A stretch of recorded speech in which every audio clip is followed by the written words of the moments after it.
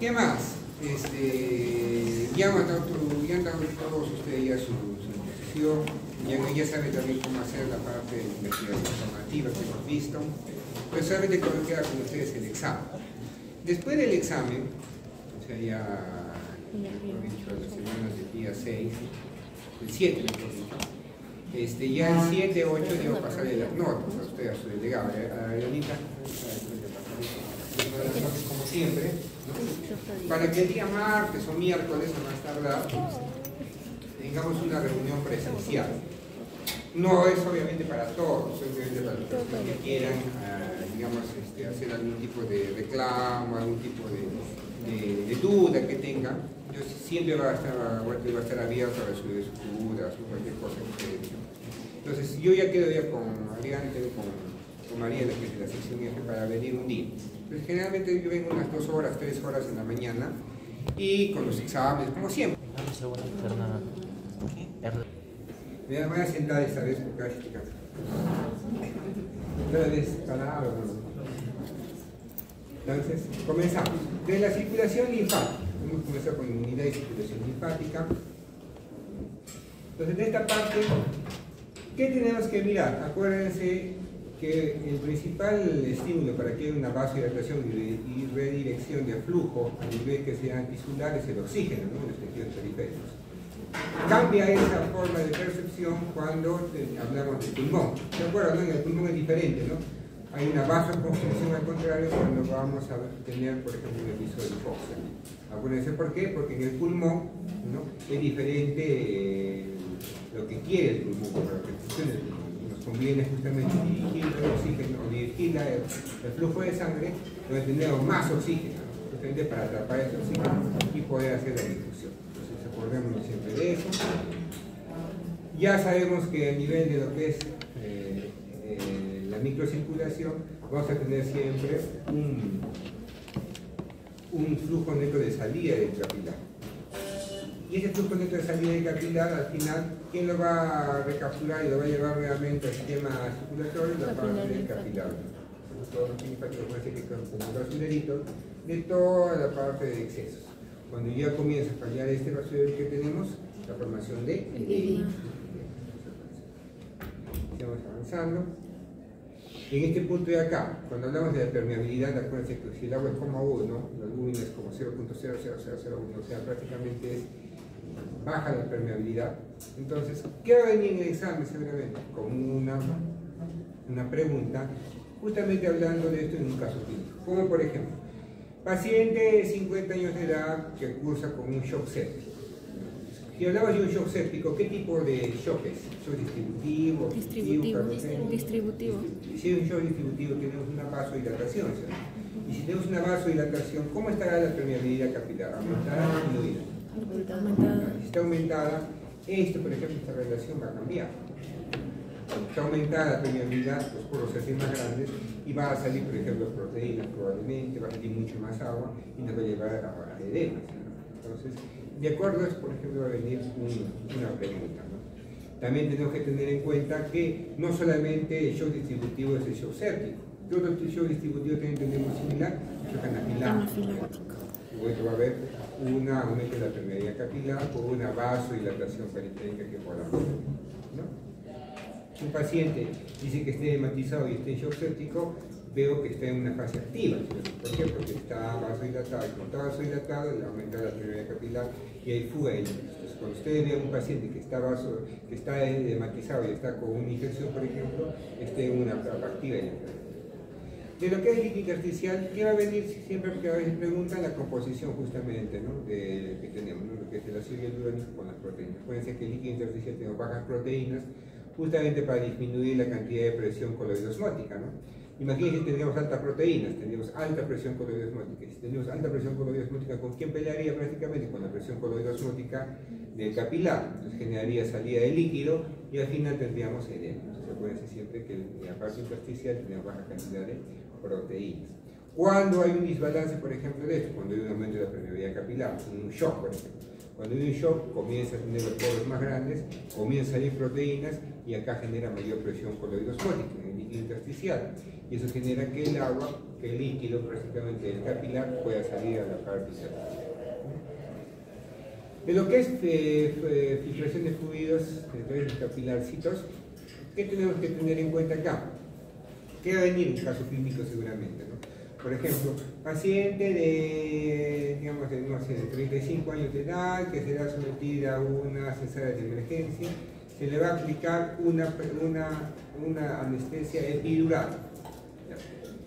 Entonces, en ese espacio epidural se encontrará presión negativa o presión positiva. Negativa. Entonces, prácticamente, como lo que hemos dicho, ¿no? Si usamos un poquito de líquido en la punta en la parte de la base de la aguja, si ingreso en el espacio epidural, ¿qué va a pasar con el agua? Va a ingresar. ¿Por qué? Porque tenemos una presión negativa, de succión. ¿Quién más tiene presión negativa? Acuérdense, la plebe. Todo lo que cuando hablamos de la plebe va a tener presión positiva. Estamos avanzando. Del sistema linfático, ¿no? Ya sabemos que todo regresa por el conducto torácico derecho e izquierdo. Y si viene alguna pregunta de este punto, acuérdense que si yo lesiono el conducto torácico y sale la linfa prácticamente al tórax, a toda la parrilla costal, ¿no? La parte interna del tórax, o lo que va a bañar prácticamente el pulmón, ¿qué nos va a generar? Un kilotórax. ¿Qué es el kilotórax? Cuando la linfa va a salir justamente y va a ir al espacio pleural y va a cubrir todo el pulmoncito. Kilotórax, ¿no? Estamos avanzando. Lo que es inmunidad y lo que es la parte de circulación, inmunidad mejor dicho, ya sabemos que la inmunidad innata va a ser lo que venimos de fábrica, ¿no? Lo que venimos de fábrica. En cambio, la inmunidad adquirida es lo que nosotros vamos a ir teniendo a partir del nacimiento, ¿no? Ya viene el moral o lo que es el celular. Seguimos avanzando, eso también ya lo hemos visto. ¿Qué más vamos a ver acá? Ya, acuérdense que los linfocitos B se van a convertir en células plasmáticas y son ellas las que van a llevar a la formación de un anticuerpo, ¿no? De acuerdo al antígeno que tenga que enfrentar. Si hablamos de linfocitos T, tenemos los más comunes, ¿no? El helper o lo que es el colaborador, el tóxico y el regulador. ¿Qué va a venir acá? En lo que es esta respuesta inmune. Siempre va a venir una parte de lo que son las vacunas del COVID.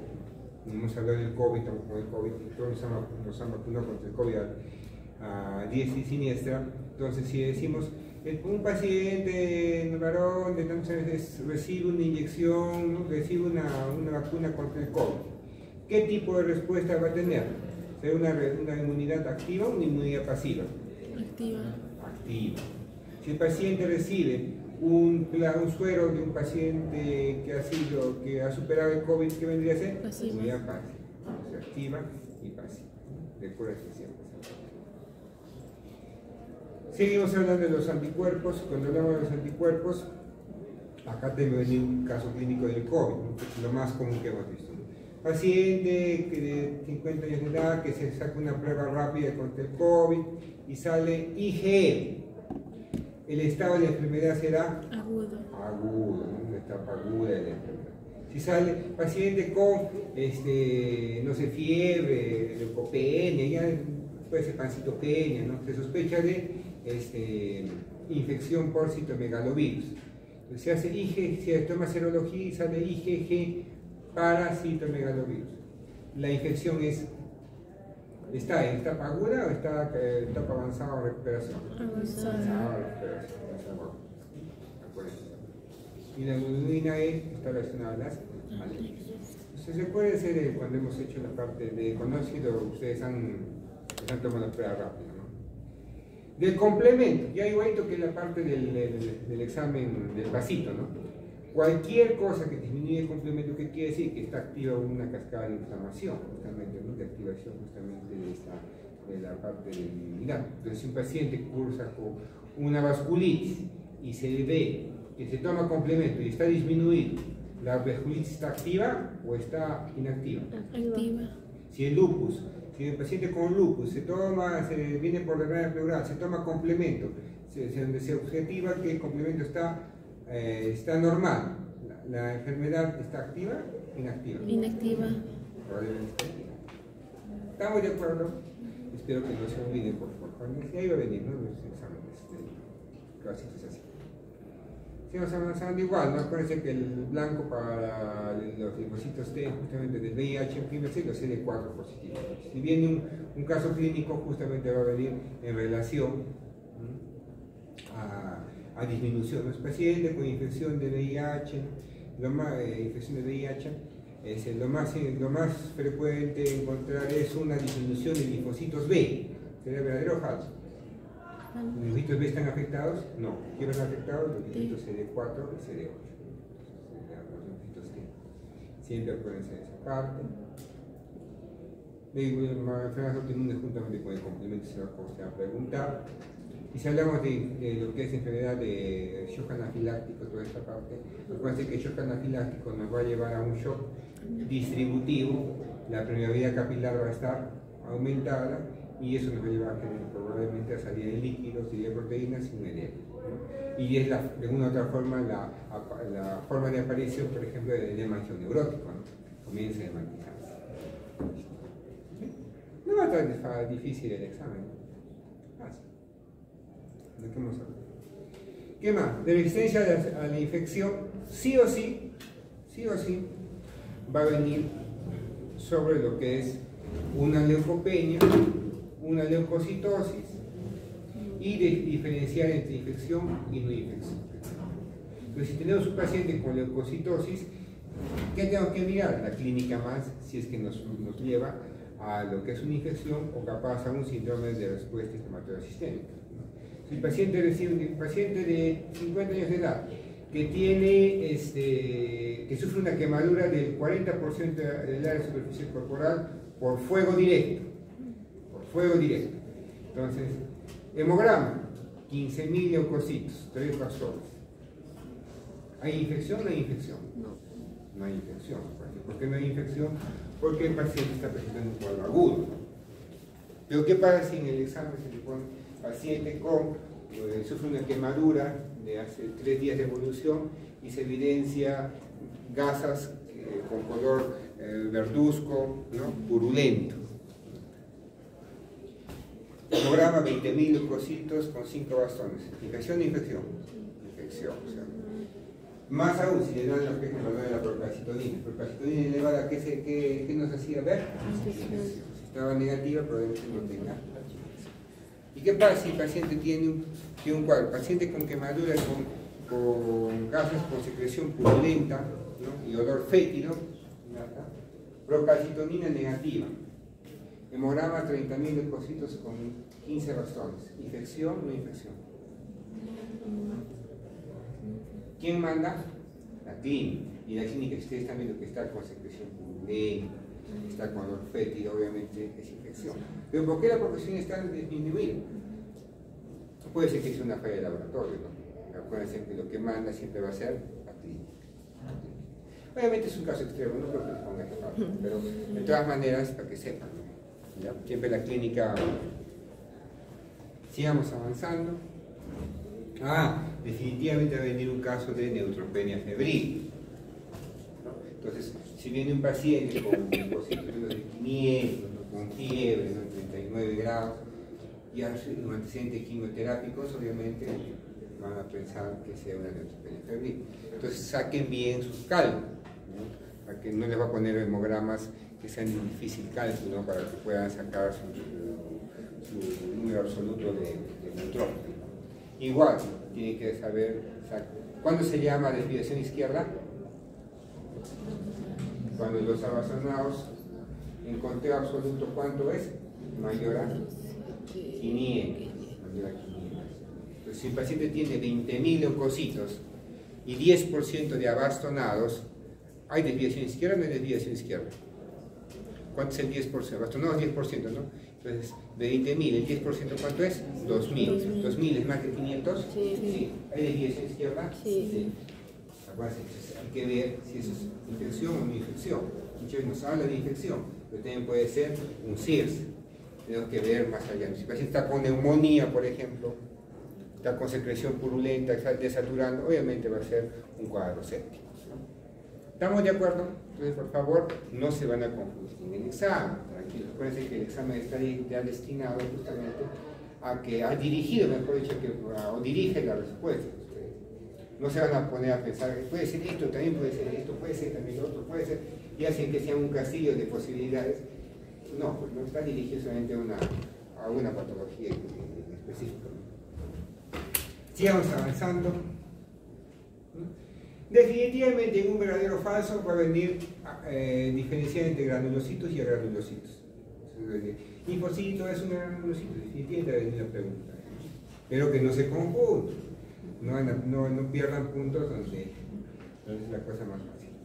Acuérdense que los eosinofilos siempre están destinados a ver lo que son episodios de alergia y parásitos.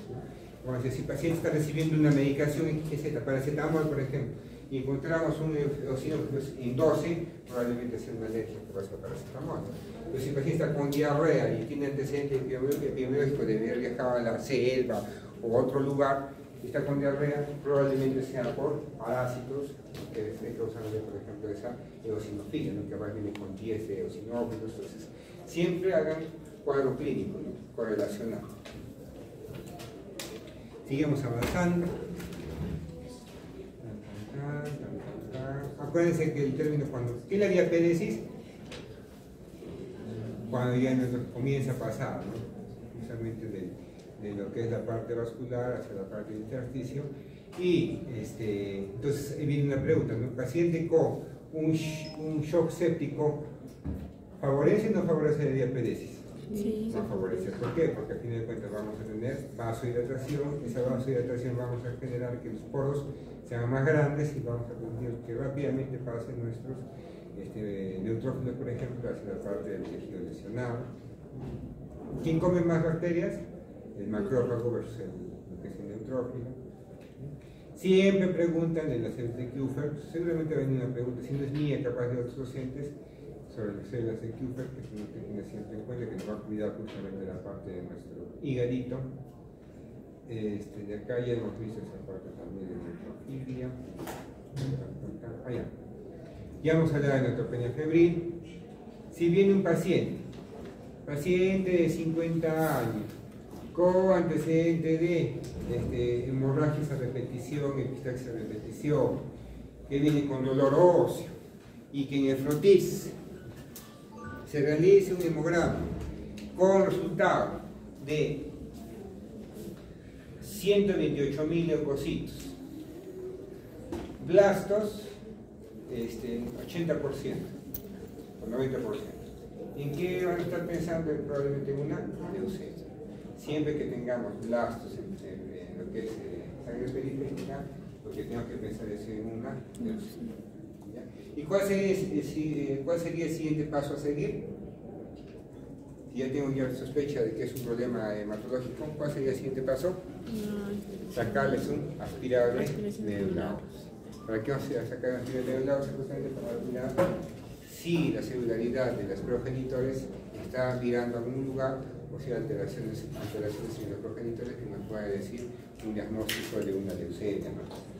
Entonces siempre puede ser que tenemos que hacer una aspirable neurulaus. Blasto sangre periférica nos va a decir que es una leucemia. De linfomas, ¿qué va a venir? Realmente esta partita acá, que siempre creo que eso fue.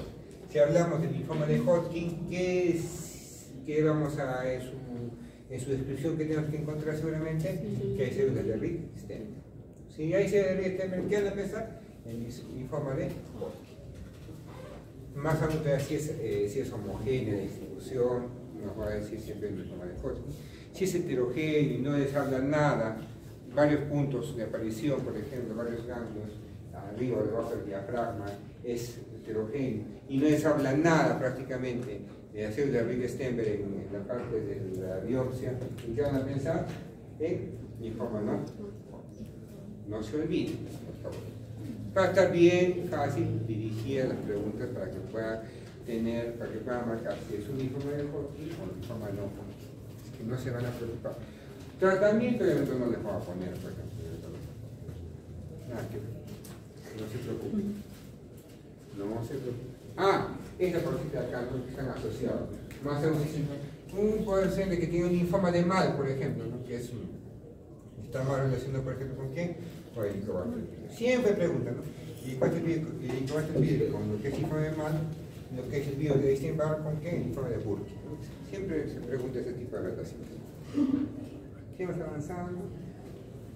Y si viene un caso clínico, si viene paciente que presenta fracturas patológicas, dolorosas, pasa que ya fractura patológica, ya después llegan a pensar seguramente en un problema neoplásico o capaz de un mieloma múltiple, como estamos viendo acá. Pero, ¿qué va a llevar a pensar en mieloma múltiple? Si es que en una de esas dice, se hace dosaje de proteínas, ¿no? Inmunoglobulinas, y sale que en el perfil de inmunoglobulinas tenemos el valor de 5.000, por ejemplo. Entre paréntesis pongo inmunoglobulina G, por ejemplo. Inmunoglobulina G, 5.000. Entre paréntesis ponemos valor normal, menor a 1.500. ¿Qué está teniendo? Gran cantidad de quién? De inmunoglobulina G. ¿Y qué van a pensar? En mieloma múltiple. Si por algún sitio de la parte del caso clínico les dicen que tiene proteinuria y se encuentra proteína de Ben-Jones, ¿en qué van a pensar? En mieloma múltiple. Entonces no vayan a pensar más cosas, no decir, no, es un síndrome nefrótico causado por una vasculitis, otro tipo de cosas más. No, estamos a pensar en dónde, en parte hematológica, y lo que más seguramente vamos a pensar es que sea un mieloma múltiple. Si hay lesiones a cabo, ¿qué van a pensar? En mieloma múltiple. Espero que se acuerden para que no se olviden. Seguimos avanzando y aquí esta parte y pasamos a la parte de respiratorio.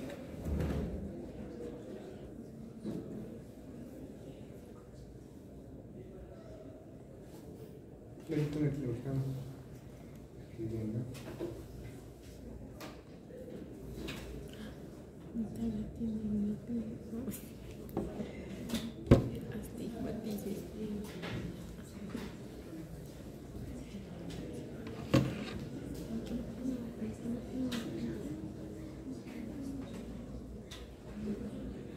Ya, sigamos avanzando. Respiratorio. En la parte respiratoria, vamos avanzando por acá. ¿Qué tenemos que mirar? De cómo respiramos acá. Acuérdense que respiramos a presión negativa. ¿Cuál es el principal músculo inspiratorio? El diafragma. Acuérdense que la parte de la inspiración es activa o pasiva. Activa. Y pasiva es la expiración. ¿Cuándo la expiración se vuelve activa? ¿En qué problema? Cuando un problema es obstructivo, bueno, tanto sea vía alta o baja, no se tiene siempre un problema obstructivo, nos va a llevar a que la expiración sea activa. Cuando hablamos de presiones, acuérdense que acá tenemos lo que es el término de distensibilidad pulmonar. ¿Y qué es la distensibilidad pulmonar? Cuán blandito es nuestro pulmón. Cuando hablamos de distensibilidad también, el sinónimo es ¿cuál? Confianza. Cuando tenemos un pulmón blandito, decimos que la confianza está aumentada, está normal. Si tenemos un pulmón todo rígido, fibrótico, la confianza está disminuida, o la distensibilidad está disminuida. Estamos avanzando.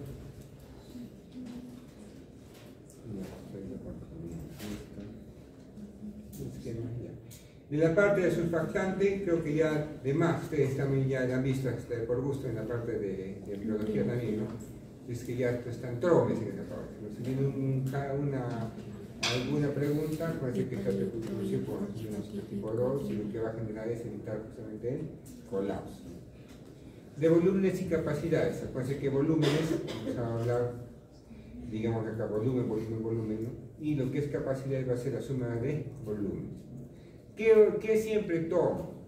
¿No? La capacidad vital. Es la capacidad vital y la capacidad pulmonar total. Siempre preguntan esa parte. Estoy diciendo que la capacidad vital y la capacidad pulmonar total. Siempre van a preguntar. El volumen residual, ¿se puede medir? No, es más que todo hipotético. No podemos prácticamente sacar todo el aire del pulmón. ¿Cuánto es nuestro volumen corriente? 500. ¿No?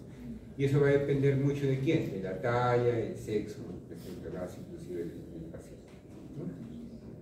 En mujeres siempre va a ser un poquito menor y también por la misma talla. De valores dinámicos, ustedes ya lo han visto en práctica, ¿cierto? Ya han hecho ahí sus prácticas, siempre les van a tomar, o ya les han tomado la parte de los valores dinámicos. Pero acuérdense, la capacidad vital forzada, ¿para qué servía? Para ver obstrucción, para ver restricción.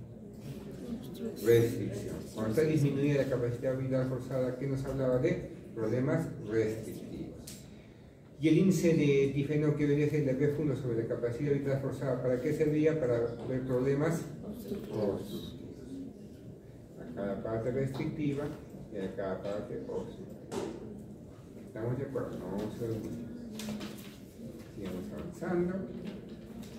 Ya, volumen minuto. Ya sabemos que volumen minuto es igual que el gasto cardíaco, ¿no? Más que todo, ¿no? La frecuencia cardíaca, la frecuencia respiratoria por el volumen corriente, que más o menos sale 6 litros por minuto. Entonces, ¿cómo va a venir los... ¿Cómo va a venir un caso clínico? Paciente de 32 años de edad con antecedentes de diabetes mellitus, que viene cursando, que viene con taquipnea, ¿no? Haga ejercicio control, pH 7.10, CO2 en 10, bicarbonato en 5, glucosa en 600. Se sospecha de una cetoacidosis diabética. El volumen minuto estará aumentado o disminuido en ese paciente. ¿Por qué aumentado? Está bien aumentado. ¿Por qué va a estar aumentado? ¿Qué va a hacer el paciente? Una respiración de Kussmaul.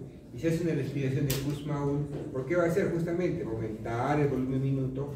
¿Con qué intención? De barrer el CO2 para que pueda compensar esa acidosis metabólica, ¿no? Entonces, en base a eso va a venir, digamos, los problemas del examen. Un paciente que tenga una bradipnea, por ejemplo, un paciente que esté con un test grave, con una frecuencia respiratoria en 9 respiraciones por minuto, ¿cómo está el volumen minuto? ¿Elevado o bajo? Bajo. ¿Cómo está el CO2? ¿Elevado o bajo? Elevado.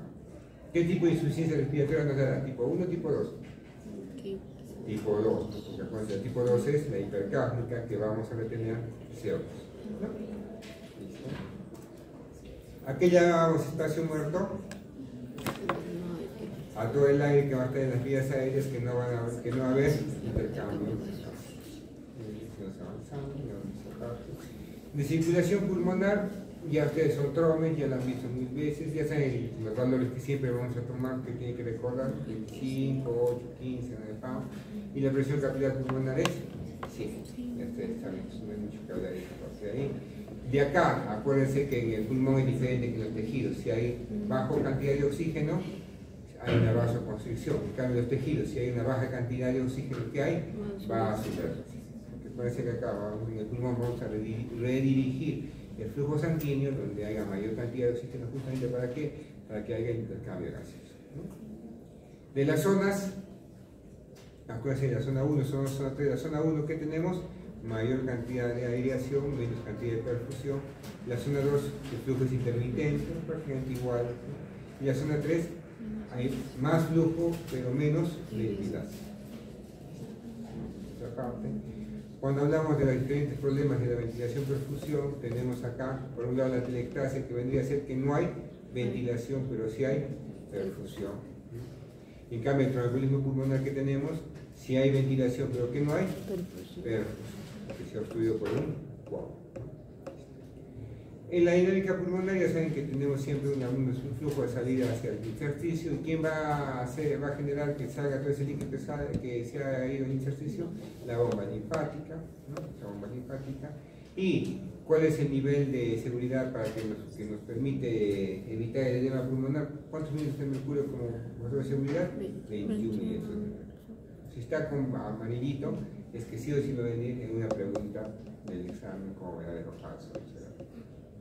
Si comienza a elevar de más de 21, comenzamos a tener mayor posibilidad de edema pulmonar. Tenemos enfermedad pulmonar. Recuérdense que el espacio pleural es un espacio virtual y siempre vamos a tener presión negativa. Presión negativa. Vamos a hacer presión negativa.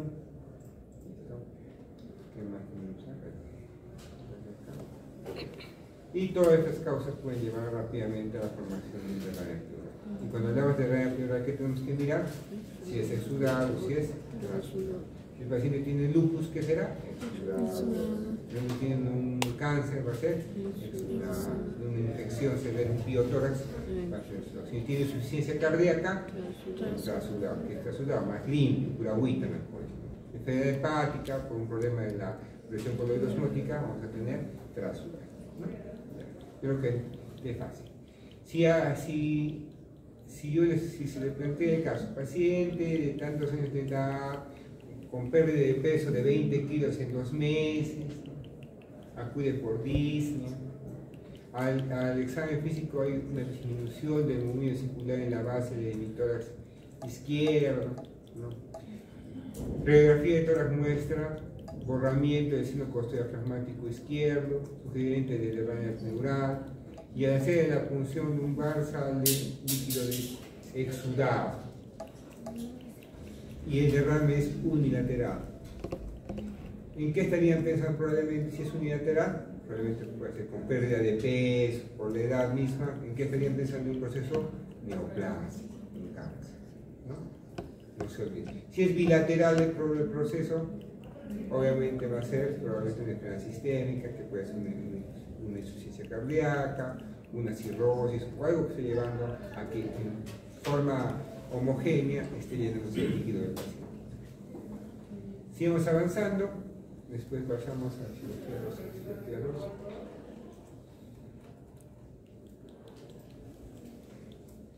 En la discusión, esta fórmula que les he puesto acá, que les he puesto grande, sí o sí va a entrar, acuérdense, para que podamos entender. ¿Qué quiere decir? Que la difusión es directamente proporcional ¿a quién? A la presión. Si ponemos un paciente con de 60 años de edad, con antecedente de disnea, que viene por dolor torácico, torácico izquierdo, torácico derecho, se le saca un haga electrolitos PO2, 50 mililitros de mercurio, saturación 86%. ¿No? Se le pone oxígeno. ¿Qué quiere decir si yo le pongo oxígeno? ¿En qué estoy variando en esta fórmula? En la presión. Si pongo oxígeno, vamos a aumentar la presión parcial de oxígeno. Y si aumento la presión parcial de oxígeno, ¿qué va a pasar con la difusión? Va a aumentar. Por eso es que mejora la saturación. ¿Qué imaginamos acá? Área. ¿Tiene área de qué? De cuánta cantidad de alvéolos funcionales tiene, ¿no? Entonces, si un paciente tiene, por ejemplo, una atelectasia, el área estará aumentada o disminuida. Está disminuida. ¿Cómo está la difusión? ¿Ya? Y de viene a ser de la distancia.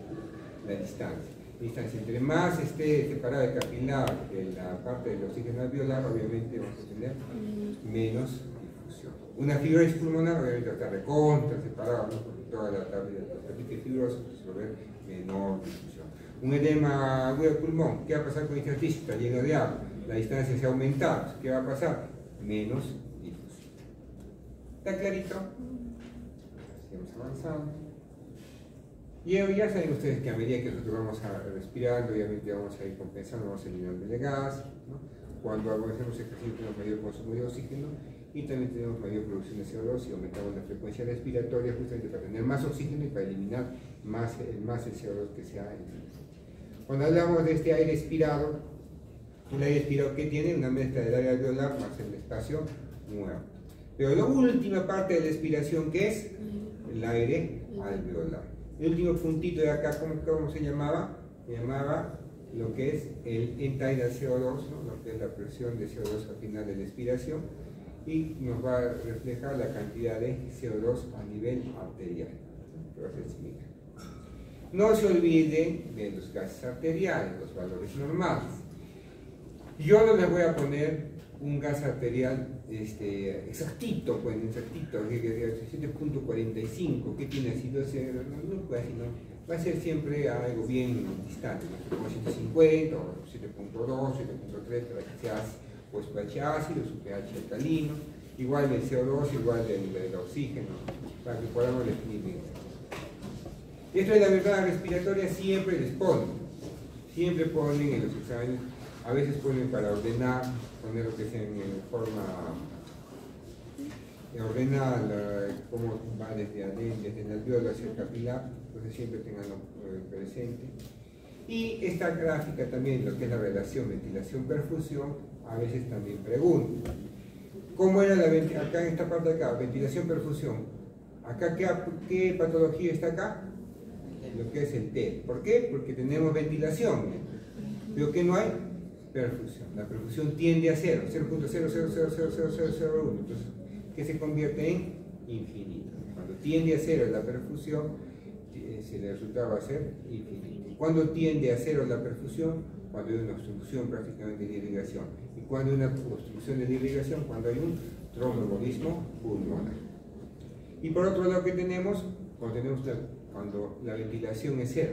¿Y cuando hay una ventilación que es 0? Por ejemplo, una atelectasia. ¿No? Si atelectasia del pulmón, no hay ventilación, pero sí está irrigado, hay buena perfusión. ¿Qué tenemos ahí como resultado? Entonces, de acá sí o sí va a venir una pregunta en el examen.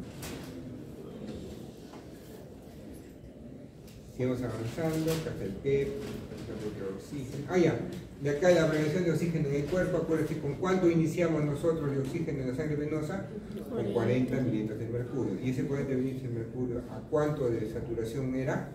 Saturación venosa central, ¿cuánto era? Más o menos 70%. 40 mililitros de mercurio, más o menos es cuánto?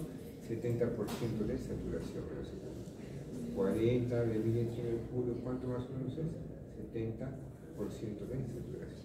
Entonces, si viene un caso clínico, paciente de 50 años de edad que está cursando con un shock séptico, lactato en 10, signo de hipoperfusión periférica, la saturación venosa central estará disminuida o aumentada en ese paciente.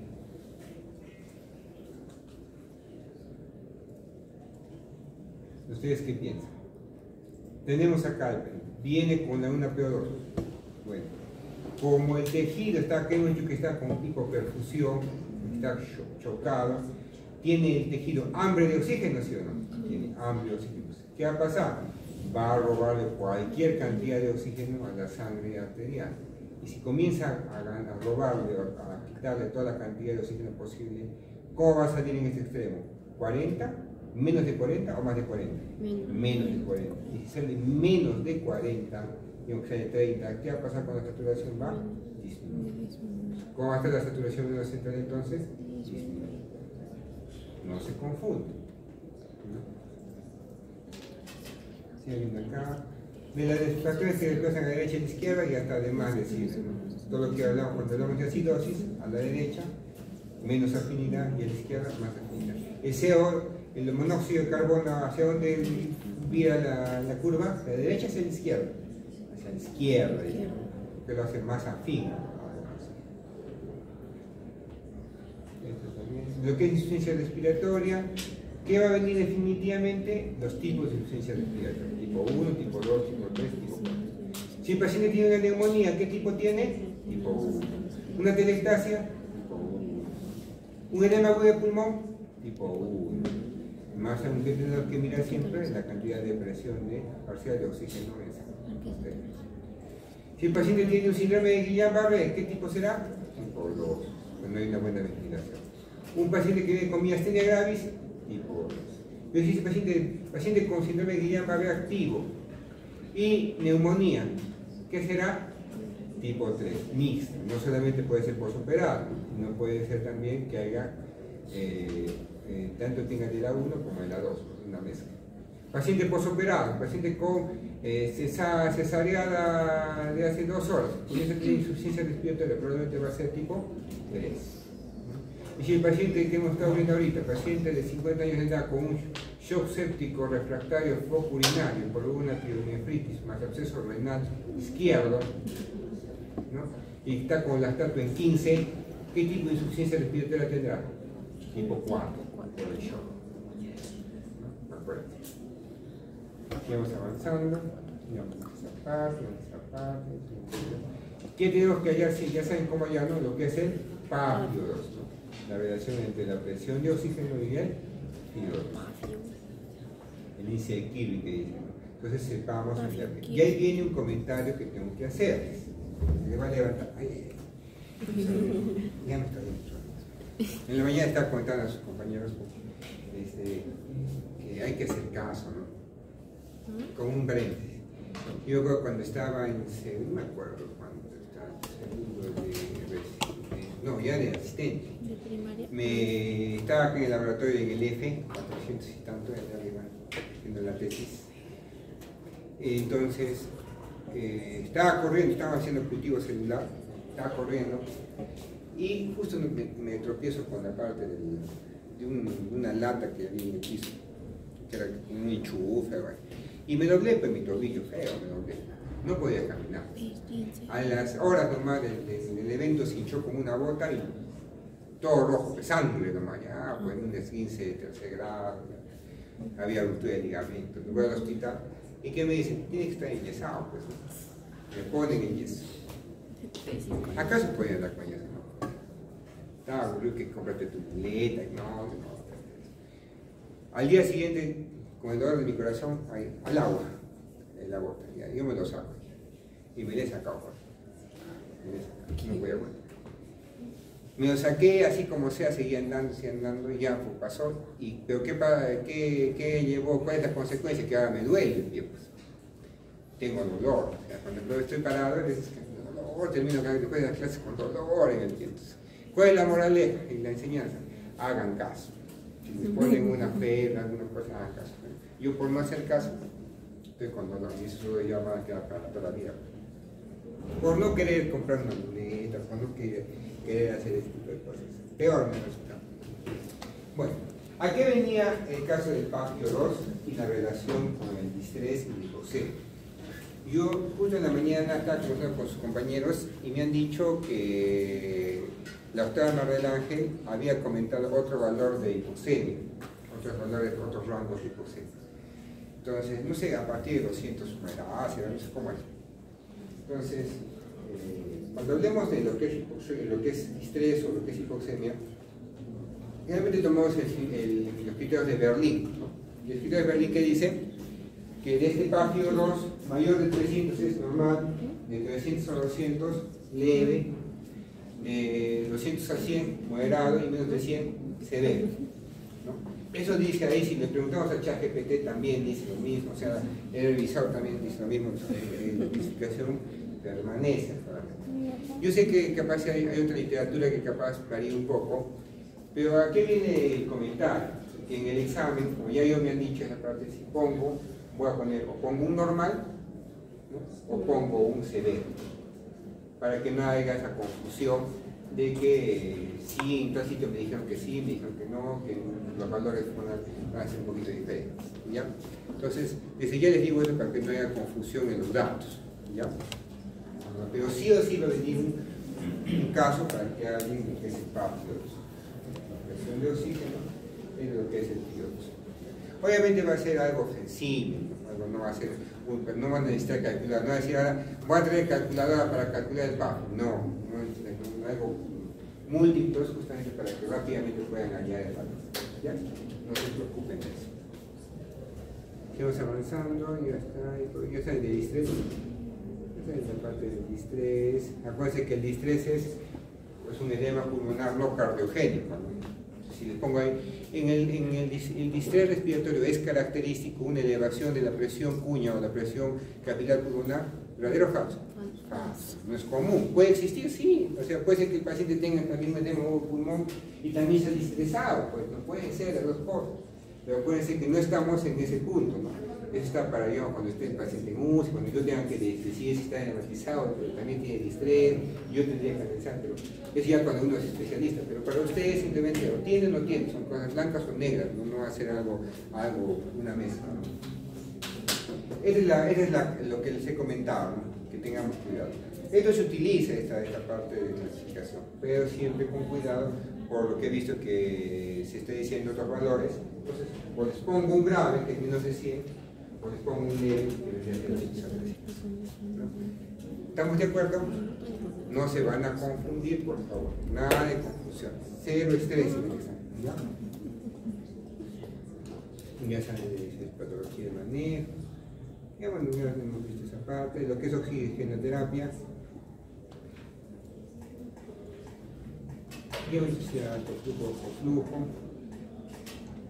¿Qué le va a tomar de oxigenoterapia generalmente? Sistemas de bajo flujo y alto flujo. ¿No? Para el bajo flujo, ¿qué vendría a ser? Una cánula venosa alta.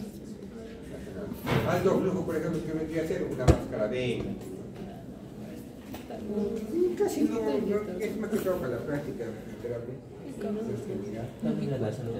Cánula venosa. Sí, o bigotera, ¿no? Bajo flujo. Puede ser hasta 6 litros, por ejemplo, acá ponen, pero puede ser hasta 5 litros generalmente. Pero no vamos a poner mucho ahí tampoco para que no haya una confusión. Pero si nos ponemos de acuerdo, ¿cuánto era? Un litro, ¿cuánto nos daba generalmente? 0,24. 2 litros, 0,28 o 28%. 3 litros, 32 o 0,32. 4 litros, 0,36 o 36% de CO2, y 5 litros, 40 o 0,4 de CO2. ¿Ya? No se olviden, como criterio general. Máscara Venturi, ¿cuánto nos da como máximo? 50% de CO2. Y la máscara reservorio, ¿cuánto va a dar como máximo? De 80 a 100% de CO2.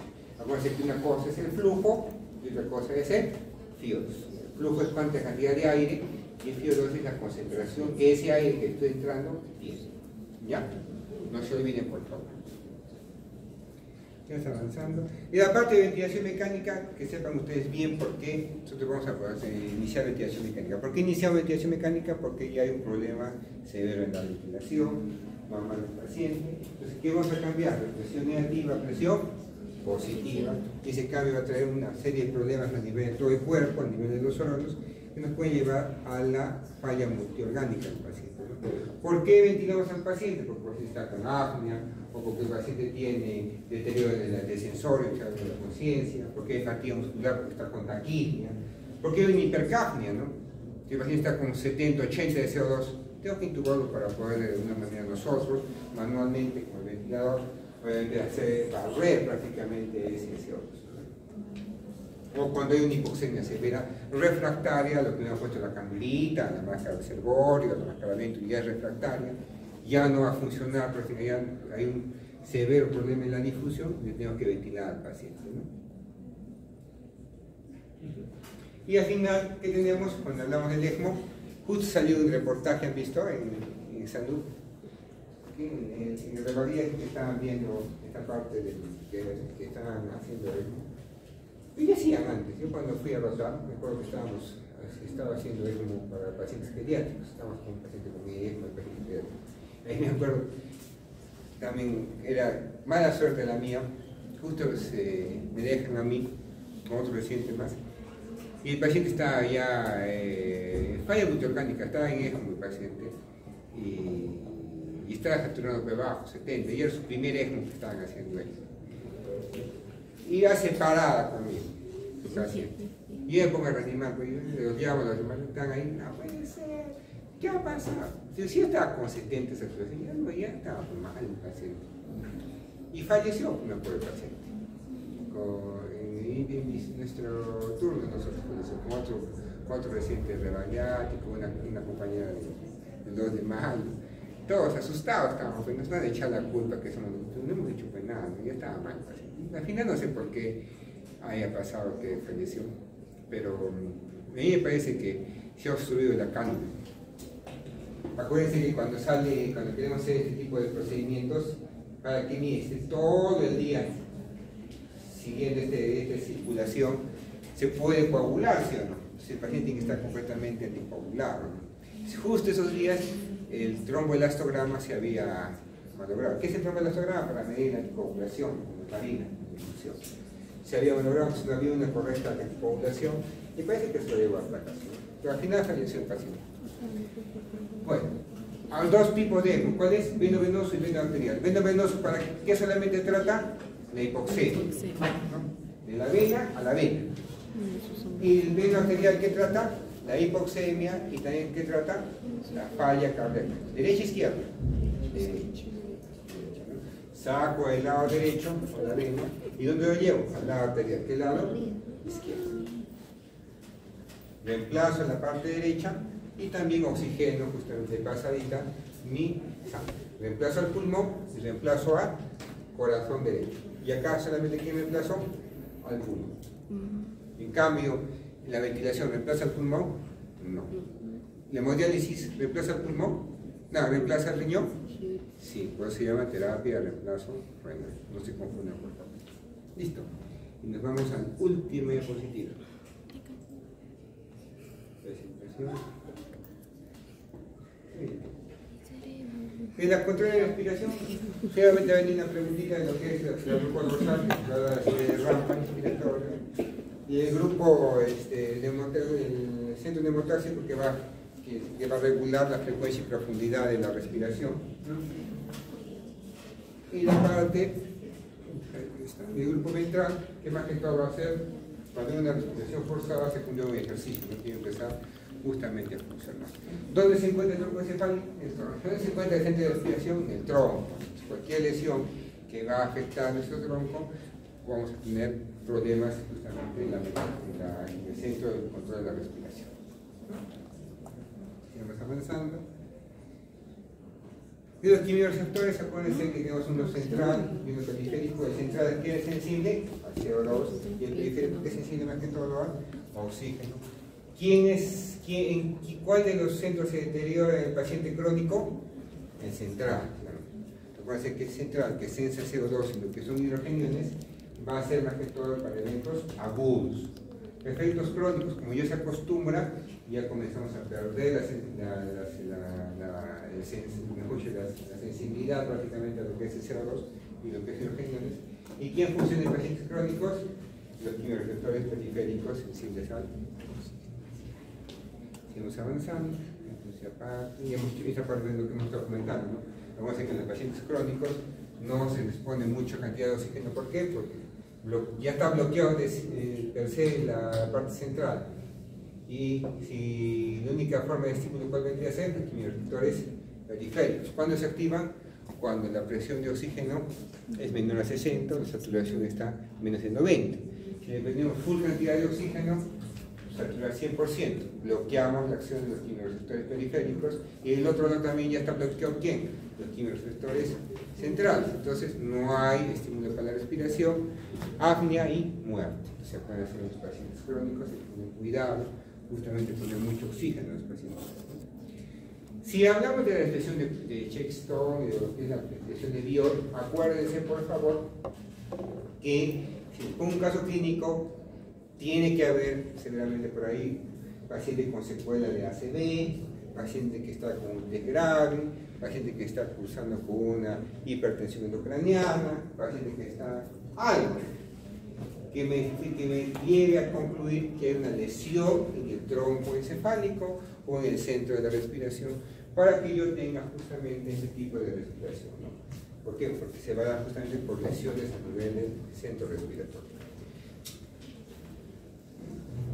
Sigamos avanzando. Si hablamos de los síndromes de vías aéreas superiores que estamos hablando, si hablamos de una obstrucción alta, ¿ahí qué tenemos? La presión de lo que son los esteroides. Ya está. Una neoplasia, paciente con cáncer de tiroides que tiene una obstrucción, ¿no?, a nivel alto, lo más común va a ser encontrar ¿qué? Esteroides.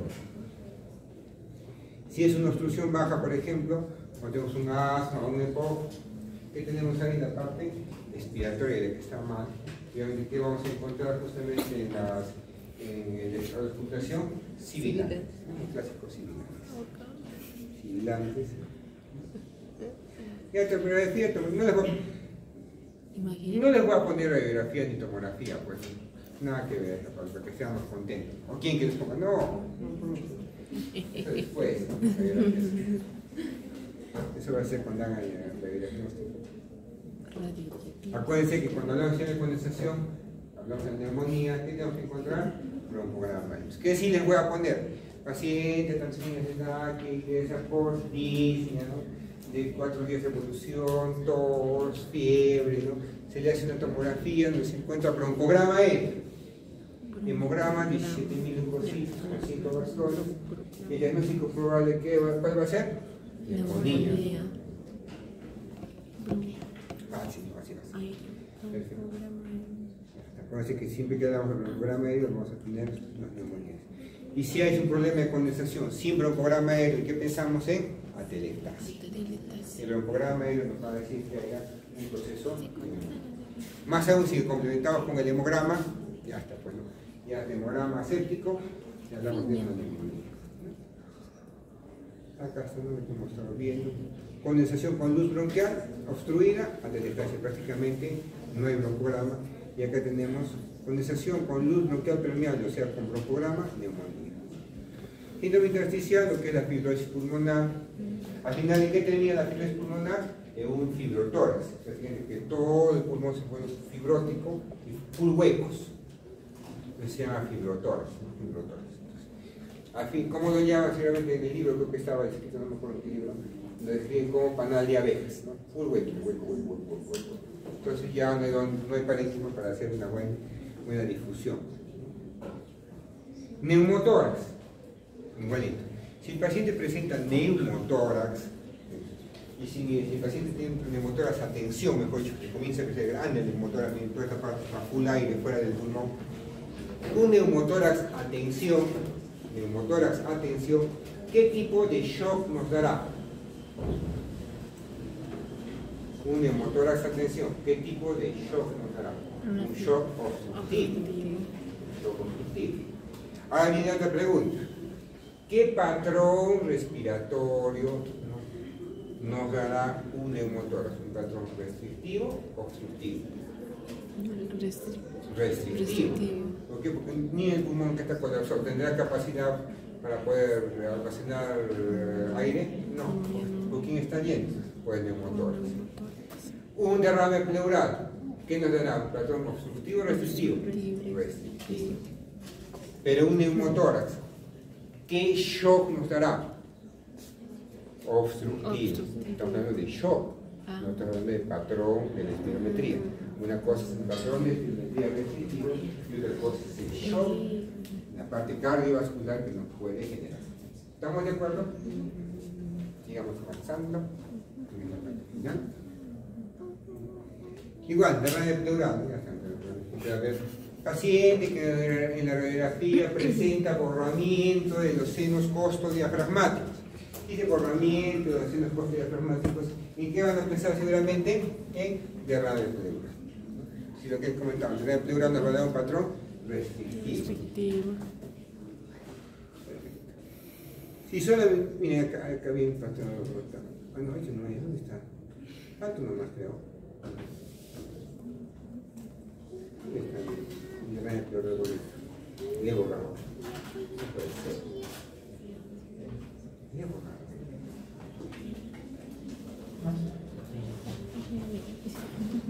Bueno. ¿Qué más? Le hemos dicho, si el paciente tiene, vamos a ver, paciente de 50 años, con pérdida de peso, creo que es dicho, que tiene derrame pleural unilateral, pérdida de peso de 20 kilos en 2 meses, y le hago una punción y le encuentro un exudado. ¿En qué estamos pensando? Probablemente una neoplasia, algo sectorizado. Peor si le dicen que con contenido serohemático, peor ya, pues serohemático ya más cáncer. ¿Saben cómo es serohemático más o menos? ¿Cómo saben las personas con cáncer? ¿Alguna vez han hecho una parrilla? Han lavado la carne después que ha pasado churru. Sí. Sale como sale ese líquido, como sangre, como turbio, así sale. Si ustedes encuentran eso, van a pensar probablemente que sea neoplasia. full cantidad de neoplasia. Entonces, ¿qué se hace? Ese líquido se guarda y se lleva a analizar. ¿Qué se le hace? El block cell, ¿no? Que es el bloque celular. Se va a analizar las células que hay justamente en ese líquido, ¿no? Para ver si es neoplásico o no es neoplásico. El block cell. Pero ya por la consistencia, esto es un exudado. Nosotros cuando ya vemos eso, ya eso es cáncer. Entonces ya decimos, ya ese señor posiblemente es así, así, probablemente que tenga cáncer, ¿no? Entonces lo que falta es confirmación histológica. Puede ser diferente, pero lo más probable es que sea algo neoplásico. Hay que hacer siempre una correlación clínica global, ¿no? Claro, si es bilateral, ya es algo sistémico, ¿no? Si es bilateral, es algo sistémico. Y no nos asustamos, ¿no? Siempre pueden decir esta relación que es celular, lo que es trazo. ¿Estamos de acuerdo? ¿Se van a olvidar?